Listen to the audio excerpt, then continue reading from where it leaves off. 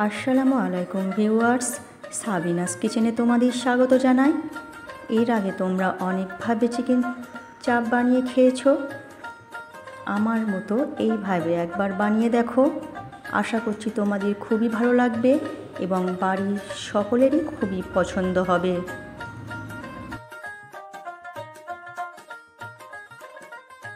Let's go.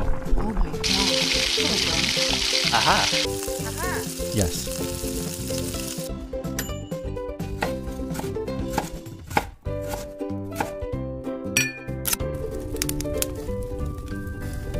Wow. Thank you.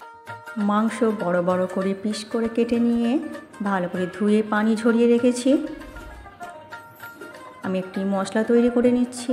2 চামচ পোস্ত, 25 গ্রাম কাজু, 2 চামচ চালমগজ পানি দিয়ে ভালো করে পেস্ট বানিয়ে নেব।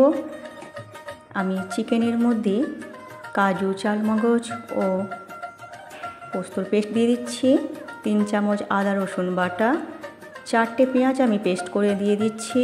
2 চামচ শুকনো লঙ্কা গুঁড়ো, 2 চামচ ধনে গুঁড়ো, 1 চামচ বিরিয়ানির মশলা, কেশর দুধে ভিজিয়ে রেখেছিলাম সেটা দিয়ে দিলাম,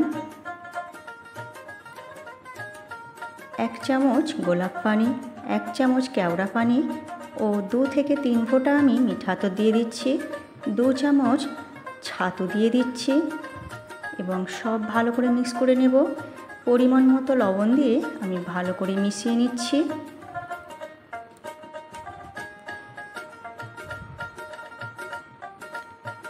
এরপর আমি 200 গ্রাম টক দই দিয়ে ভালো করে মাখিয়ে আমি 1 ঘন্টা ম্যারিনেট করে রাখব। আমার রেসিপিটি তোমাদের এই পর্যন্ত ভালো লাগলে একটা লাইক করে দিও। কড়াইতে বেশি পরিমাণে সর্ষের তেল বা যে কোনো তেল তোমরা দিতে পারো।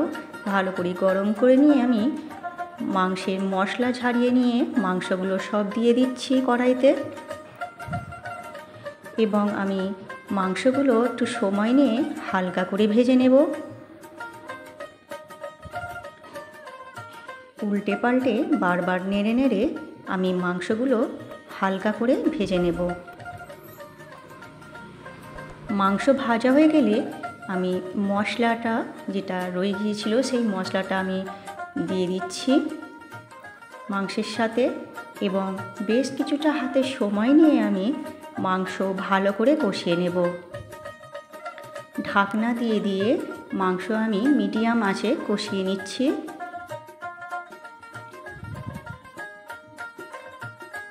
মাংস যত ভালো কষানো হবে খেতে তত দারুণ হবে। এইভাবে তেল ছেড়ে এসেছে, খুব সুন্দরভাবে কষানো হয়ে গেছে। আমার রেসিপিটি তোমাদের ভালো লাগলে কমেন্ট করে জানিও এবং তোমাদের বন্ধু বান্ধবের মাঝেও শেয়ার করে দিও।